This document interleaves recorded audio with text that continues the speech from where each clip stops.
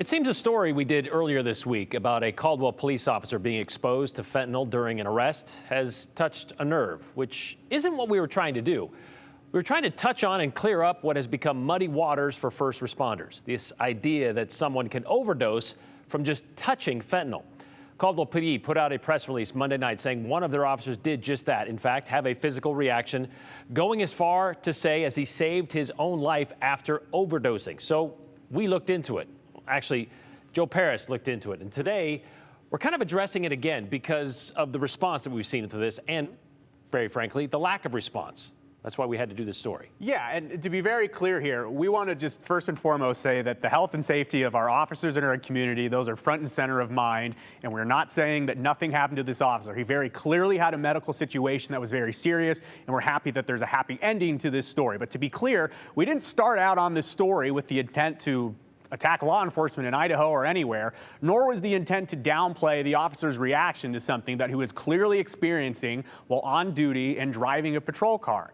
Our intent was to point out and explain what has been shown several times in several cities across the country to be mischaracterized response to a first responder coming into contact with fentanyl.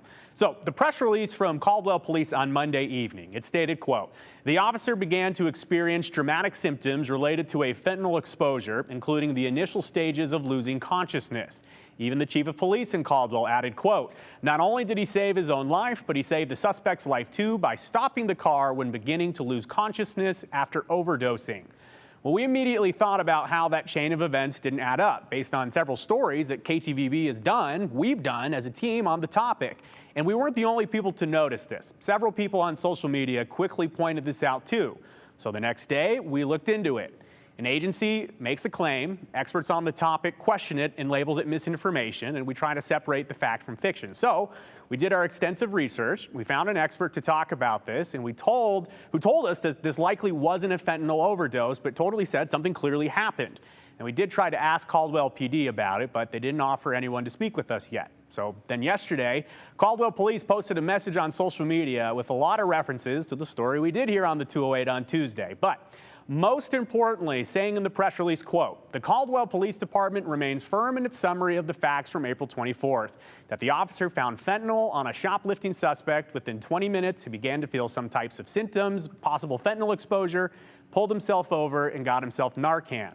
Caldwell Police even went as far to share the body camera video of the officer calling into dispatch about a possible fentanyl exposure, pulling into a parking lot, getting out of the car, and removing his vest. And in that video, you can hear him say that his tongue is numb and he's feeling shaky. Neither of which, according to the experts we've spoken with, are actually symptoms of a fentanyl overdose. Again, though, very clearly, something did happen to this officer. And I talked to a collection of local and national doctors on the phone when looking into this story, and they all told me about the same thing. It's the same thing as the toxicologist told us in our story on Tuesday. So here's the deal. I'm going to skip the implications and innuendos here, and we're just going to make this clear. We do not want this to be an us versus them thing. Never have, never will. Like the police, though, we have a process.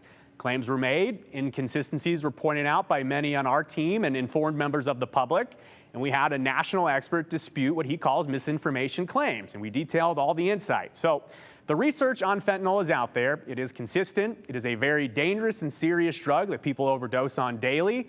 And we're going to leave you with this. The final quote from Caldwell Police, they said, quote, "To be clear, the Caldwell Police Department is not interested in rendering any sort of medical conclusion. We are police officers, not medical doctors." And, Brian, it's a situation here that, unfortunately, it's a little bit of a sticky situation, but we've been in it now, and there's been a lot of local media agencies across the country that have gone in and out of this. It's worth pointing out, too, that Caldwell Police made it clear they are done talking about this story, but should you change your mind or should they change their mind, we will listen to what they have to say. Thank you very much, Joe.